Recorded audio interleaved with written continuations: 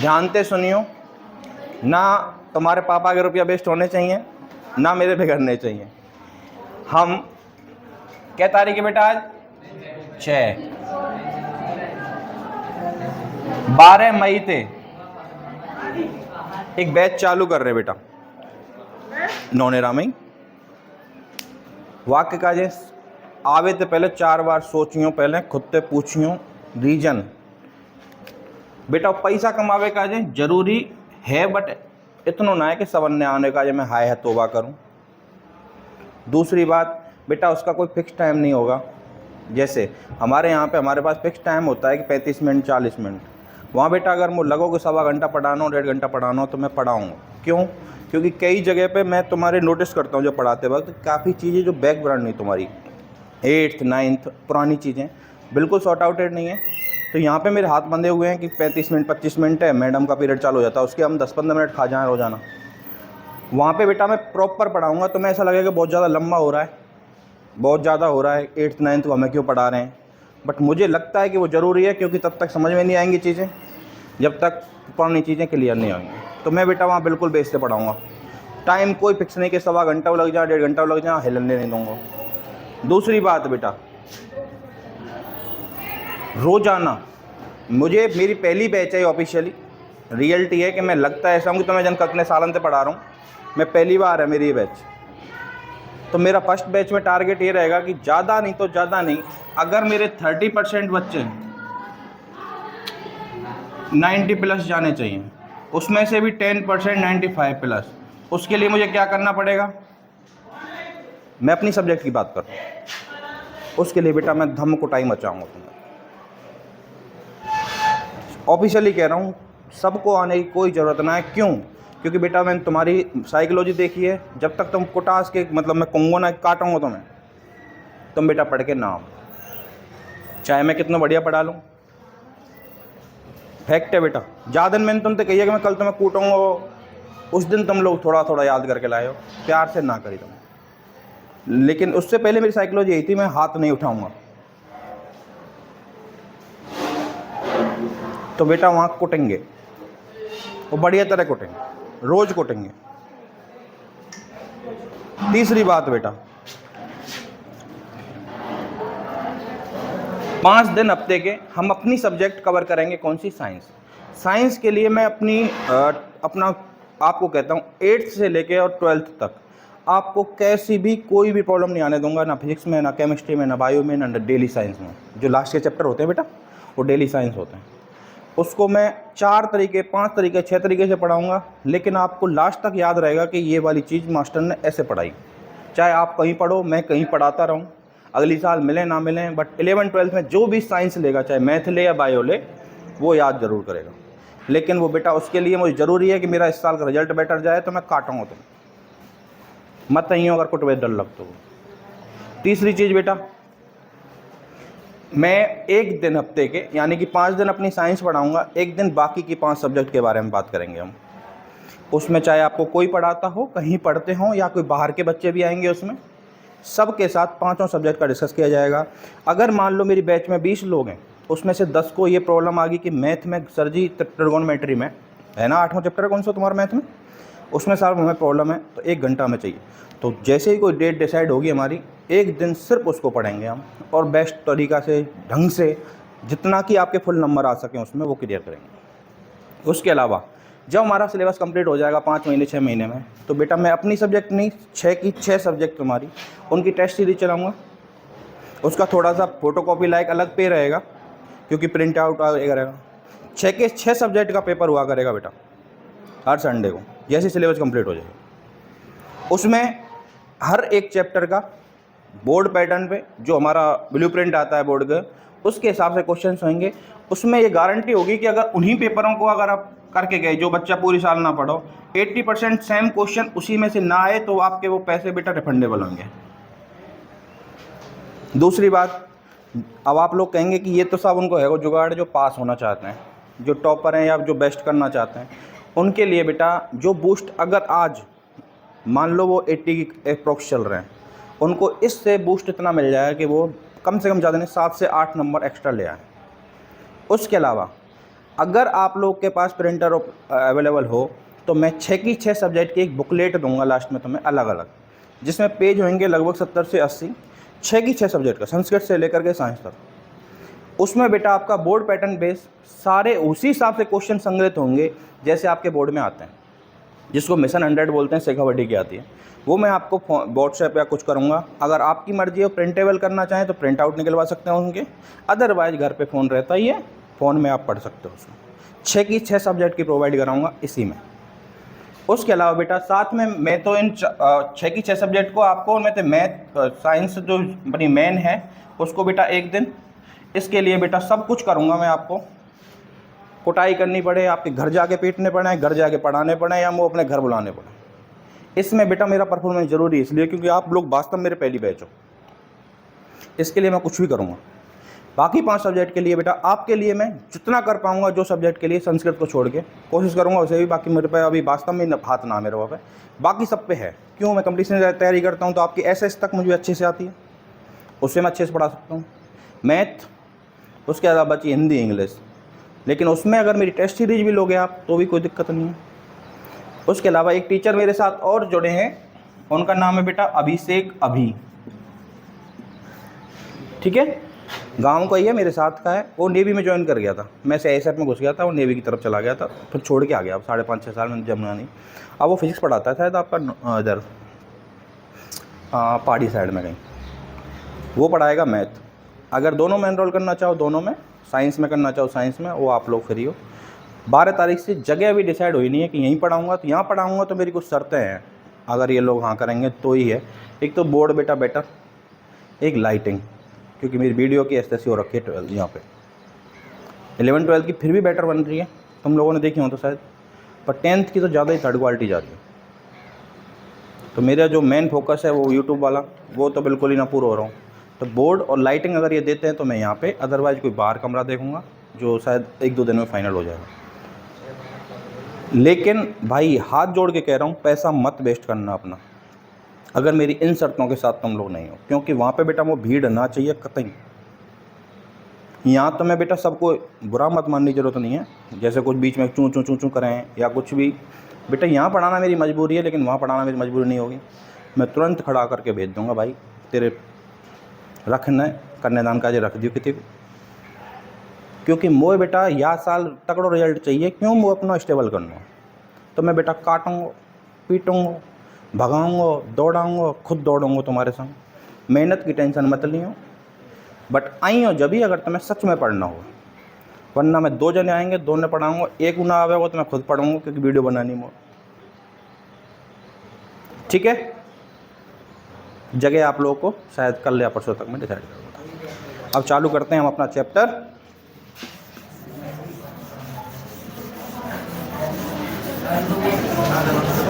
बेटा हमारा सूचक हो गया था ना, सूचक कहाँ तक हो गया था?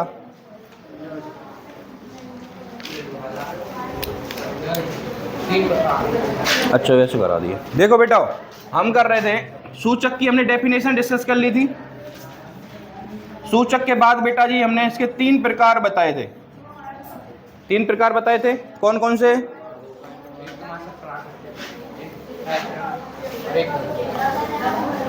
बच्चाओ अब ध्यान दे लो, कौन कौन से प्रकार बताए थे?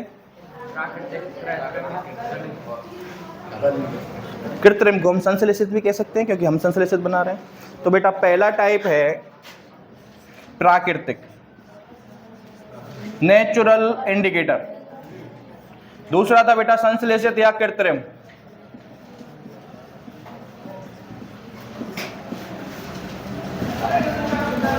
थर्ड था बेटा जी गंध सूचक। डिफरेंस मैंने बता दिया था, एक बार और सुन लो बेटा। ऐसे सूचक जो प्राकृतिक रूप से हमें प्राप्त होते हैं, प्रकृति से प्राप्त होते हैं, और सूचक क्या है हमारा? ऐसा पदार्थ जो बेटा अपने ताप, गंध, रंग आदि में परिवर्तन के साथ हमें सूचना देता है कि पदार्थ की प्रकृति कैसी है। फॉर एग्जाम्पल मेरे पास 2 बिलियन है बेटा, 2 जार हैं, 2 गिलास हैं। इतको मैंने मुँह करके बेटा एक में नींबू को पानी घोल लियो या फिर नींबू घोल लिया, दूसरे में बेटा मैंने क्या किया, थोड़ा साबुन या सरफ घोल लिया। क्लियर? उन दोनों को बेटा मैं आपके सामने रख दूं कि बेटा बिना हाथ लगाए इनते बिना पिए।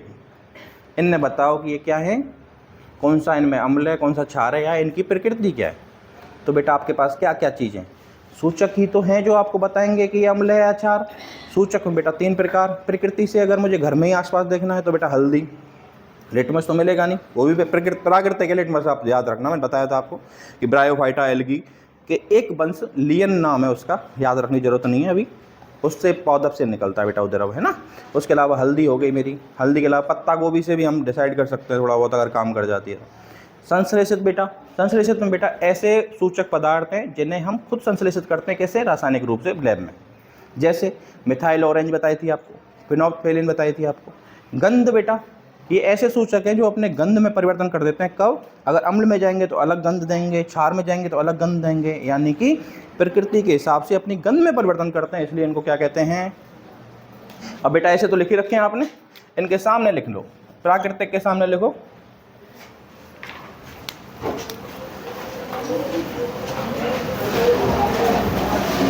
ऐसे सूचक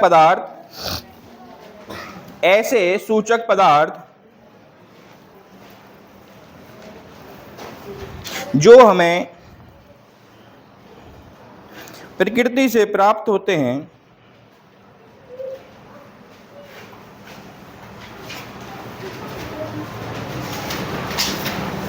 उन्हें प्राकृतिक सूचक कहते हैं।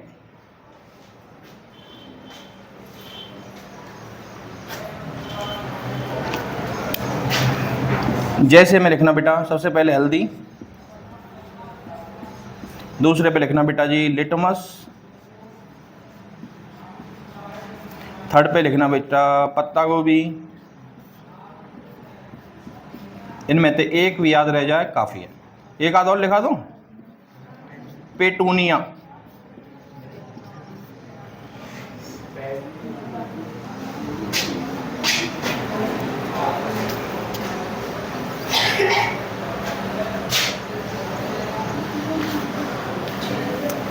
लिखो बच्चों, इसके नीचे लिखो संश्लेषित के नीचे। ऐसे सूचक पदार्थ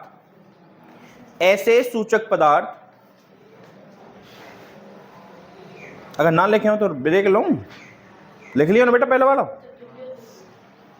ये लिख गया पूरा सबका। अगला लिखे बेटा, संश्लेषित के नीचे लिखना है ऐसे सूचक पदार्थ जो रासायनिक रूप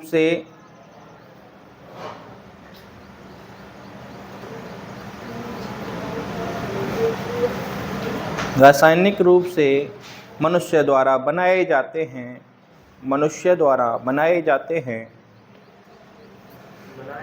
बनाए जाते हैं बेटा, बनाए जाते हैं, संश्लेषित किए जाते हैं, एक ही बात है। संश्लेषित या कृत्रिम सूचक कहलाते हैं। एग्जाम्पल बेटा जी, मिथाइल ऑरेंज,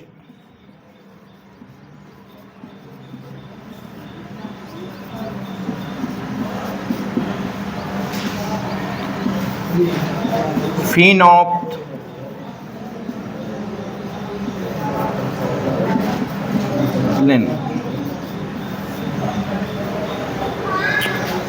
ये नाम हम पहले डिस्कस कर चुके थे।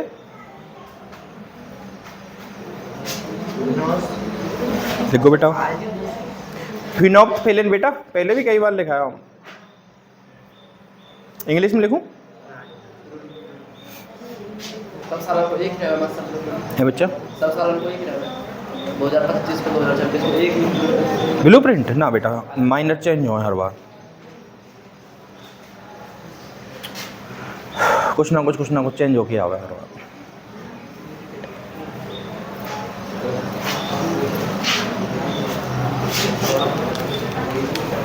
लिखो बेटा, अगलो लिखो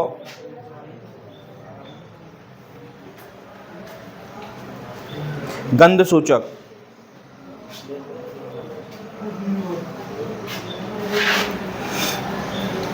ऐसे सूचक पदार्थ जो अम्लीय व क्षारीय माध्यम में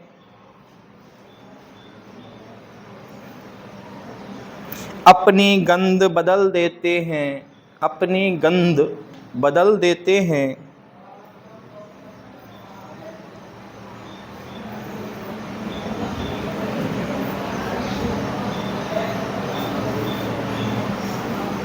क्या कहलाते हैं बेटा? गंध सूचक कहलाते हैं।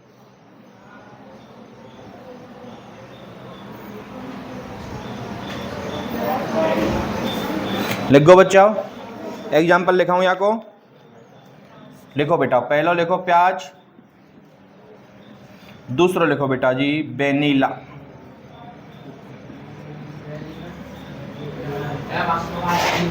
क्या बेटा? अच्छा, वो बेटा वनीला है। वी और डब्ल्यू को फर्क है।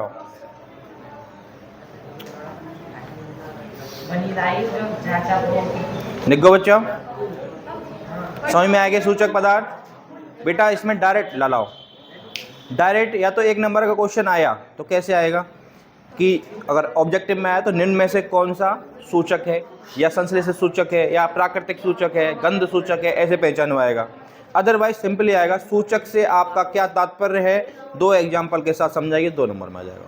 तो उसमें आपको एक तो परिभाषा लिखनी बेटा, कोई भी जो आपको याद आ जाए, लिटमस, मिथाइल ऑरेंज, प्याज, पत्ता गोभी, पेटोनिया, कुछ भी आप छाप सकते हो। कोशिश ये करना बेटा 1, 2, 3, 4 इनके साथ जवाब दो।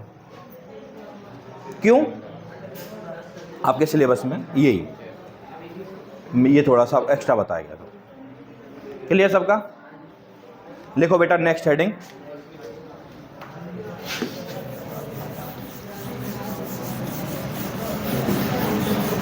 मैं एक के साथ में 4 चीज यावे थे बताऊं कि बेटा आपको उनमें से कोई एक भी याद रहेगी, पूरे ना है तो आधे, पौन, कुछ तो नंबर मिलेंगे, उस हिसाब से क्लियर करके चलेंगे हम। नेक्स्ट हेडिंग डालो बेटा तनुकरण।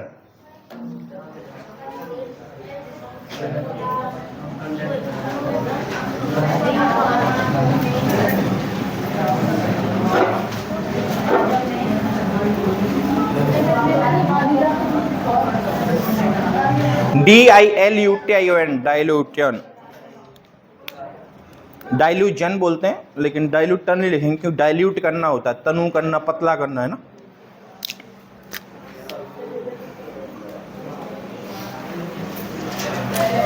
लिखो बच्चों, अब सुनो मेरी बात।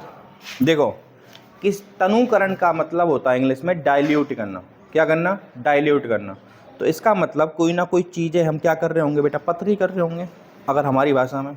यानी जैसे हम बेटा नील लेके आते हैं, नील होती है ना कपड़ों में लगाने वाली, वो बेटा थोड़ी बोतल में लिक्विड फॉर्म में जो आती है वो बेटा सांद्र है, यानी कि अगर थोड़ी सी एक बूंद भी ली तो बेटा बहुत ज़्यादा कैसी है, वो हैवी है ना, बहुत ज़्यादा गहरी है। अब उसको हम करते हैं बेटा तनुकृत। कैसे करते हैं? पानी में मिला करके, पानी लेंगे पहले जितनी हमें लेना है, जितने कपड़े हमें अगर उसमें नील करने हैं, उसमें बेटा 2 बूंद, एक ढक्कन, उसी हिसाब से मिलाते हैं। उसको मिलाने के बाद अच्छे से फिर अपने कपड़े नील करते हैं। यानी कि जो मेरा नील का डिब्बा था जो मैं मार्केट से लेके आया, वो बहुत ज़्यादा सांद्र था, बहुत ज़्यादा हाइड्रेटेड था, और कैसा था बेटा, गहरा था। उसको मैंने कैसे किया? तनुकृत किया, अपने हिसाब से जितना मुझे चाहिए था। इसे ही कहते हैं बेटा तनुकरण करना। दूसरी बात, सबसे मेन चीज़ जो आपको कोई फंसा सकता है बातों में, कि बेटा तनुकरण करते वक्त ये बताइए कि पानी में क्षार या अम्ल मिलाए जाते हैं, या क्षार या अम्ल में डायरेक्ट पानी मिलाया जाता है। ये आपको फंसा सकता है कोई, थोड़ा सोच के देखो। सोचो बच्चों, देखो बेटा, अगर हमने जैसे एसिड लिया, एसिड में अगर डायरेक्ट पानी मिलाएंगे तो बेटा कैसी रिएक्शन होगी? एक हैवीली होगी, क्योंकि मेरे पास हैवीली क्या है, एसिड है या बेस है, उसमें एक साथ पानी जा रहा है, आग लगेगी कंफर्म।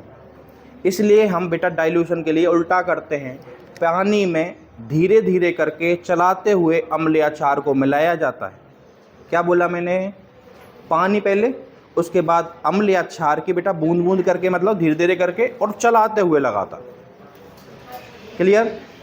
जैसे आप लोगों ने नोट किया होगा, नील को ही ले लो, नील में पानी थोड़ी डायरेक्ट करें, पानी लेंगे पहले, पानी में थोड़ी सी नील लेंगे, चलाएंगे, हमारे लायक है या नहीं है, उसके बाद और डालेंगे थोड़ी सी, फिर मिलाएंगे। इसे कहते हैं बेटा तनुकरण। क्लियर? लिखो तनुकरण की परिभाषा, इंग्लिश में लिख लिया। डाइल्यूजन, जल में अम्ल या क्षार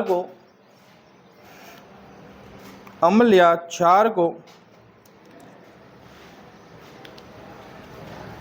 मिलाने पर उनके आयनों की सांद्रता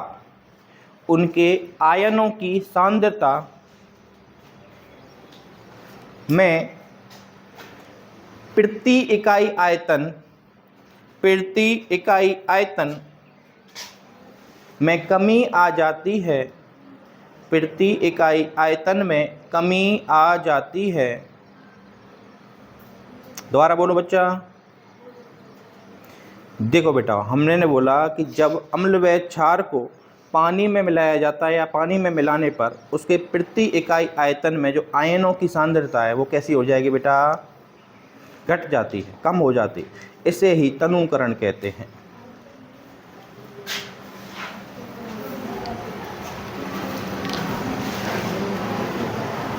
लिख गया बच्चों?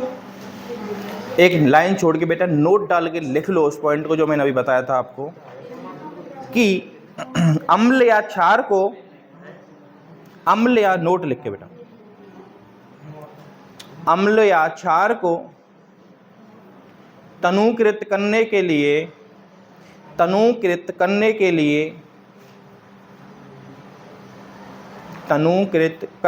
लिए पानी में बूंद बूंद करके वे लगातार चलाते हुए मिलाया जाता है। बूंद बूंद करके वे लगातार चलाते हुए मिलाया जाता है।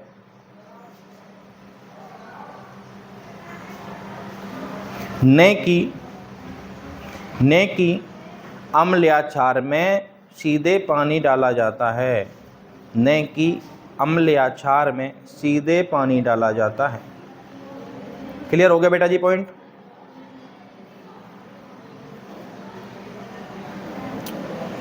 बच्चाओ लिख गया? ये इतना ही पॉइंट था। आया तो एक नंबर में ही आएगा, अदरवाइज कम चांसेस होते हैं कि तनुकरण कैसे कहते हैं। सिंपली आप कह सकते हो जब अम्ल या क्षार को पानी में मिलाया जाता है तो बेटा प्रति इकाई आयतन में, प्रति इकाई आयतन से मतलब बेटा जो मेरा सॉल्यूशन है बिलियन है,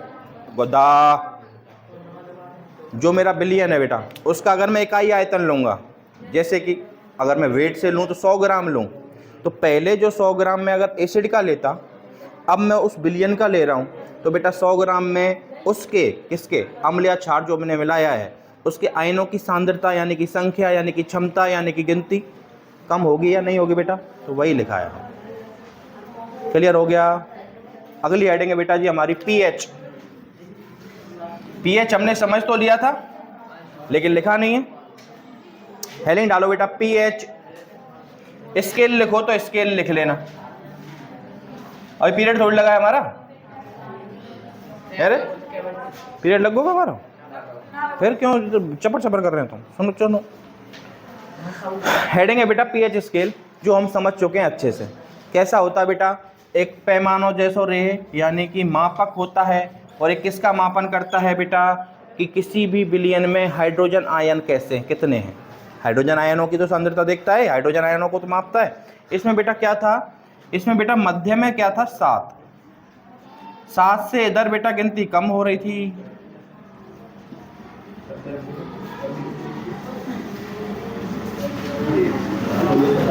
इधर बेटा गिनती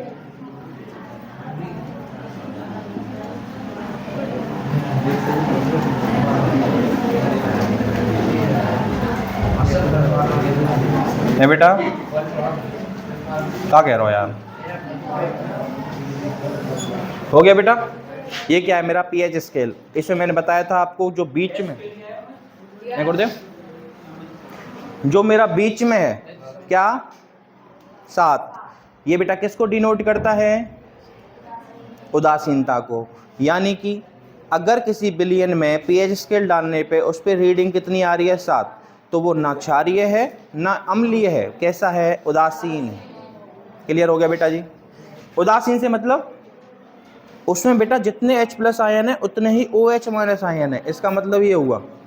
क्लियर, यानी कि वो एक दूसरे को क्या कर रहे हैं बेटा, उदासीन कर रहे हैं, उसके प्रभाव को शांत कर रहे हैं। जैसे हम गर्म पानी लेते हैं, गर्म पानी लिया बेटा, हाथ दिया डायरेक्ट जल रहे हैं, तो उसमें बेटा क्या मिलाया जाता है, ठंडा पानी मिलाया जाता है, ताकि वो दोनों के दोनों बेटा बैलेंस हो जाएं और जैसा हमें चाहिए हो। तो बैलेंस करना, उन चीज़ों को बैलेंस करना ही तो क्या है बेटा, उदासीनीकरण है। क्लियर हो गया। यानी कि जितना चीज़ वो है पॉजिटिव वाली, उतना ही हम अगर उसे नेगेटिव दे देंगे तो उदासीन हो जाएगी, नहीं होगी। ऐसे ही कहते हैं बेटा उदासीनीकरण। ये तो पॉइंट है उदासीन। इसका एग्जाम्पल मैंने आपको बताया था, आसुत जल। कोई बात ना, आप समझ ले। आसुत जल बताया था बेटा। अगर इससे हम इधर जाएंगे, यानी कि पीएच का मान जैसे जैसे घटता जाएगा, कम होता जाएगा, तो बेटा पदार्थ के जो अम्लीय गुण है, एसिडिटी है, वो बढ़ती जाएगी। जैसे जो हमारा जठरीय रस होता है, यानी कि हमारा आमाशय है पेट के अंदर, उसके अंदर एक विशेष प्रकार का बेटा अम्ल निकलता है पाचन के लिए, चीज़ों को जो हम खाते हैं उनको पाचन कराने के लिए, उसको कहते हैं जठरीय रस। उसमें क्या उपस्थित होता है, HCl, हाइड्रोक्लोरिक अम्ल। उसकी पीएच होती है बेटा करीब 1.1। क्लियर हुआ। उसके अलावा बेटा नींबू के रस की करीब होती है बेटा 2.1। उसके अलावा बेटा अगर वैसे देखें तो क्षारीय पदार्थ, यानी कि अगर मैं इधर से इधर जाऊंगा तो क्षारीय गुण बढ़ेगा। कैसा गुण बढ़ेगा, इधर जाऊंगा तो कैसा गुण बढ़ेगा बेटा, अम्लीय। यानी कि एक तो पदार्थ ऐसा है जिसका पीएच कितना, एक ऐसा जिसका पीएच कितना है 4, तो कौन सा वाला ज़्यादा स्ट्रॉन्ग होगा, एक वाला। तो बेटा बस इतना ही लिखाना हो आज मुझे। अगर मेरा पीएच 1 से लेकर के 4 तक है तो बेटा वो कैसा होगा, प्रबल अम्ल। प्रबल अम्ल होगा कि नहीं बेटा। अगर 4 से लेकर के 7 तक है या 7 से छोटा है तो बेटा ये होगा दुर्बल अम्ल।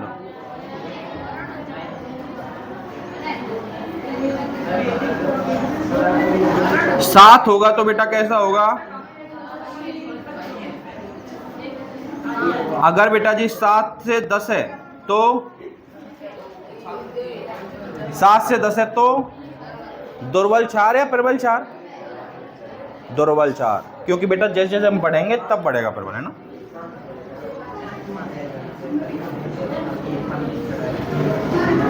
और बेटा जी 11 से लेकर के 14 तक कैसे होंगे। अब बेटा फिलहाल आज के लिए इसको उतार लो दोनों को। कल हम डिस्कस करेंगे पीएच की परिभाषा, पीएच कैसे क्या करता है, अम्ल दुर्बल अम्ल, दुर्बल क्षार किसे कहेंगे, प्रबल क्षार किसे कहेंगे। Clear. Thank you. Radhe Radhe, Ram Ram.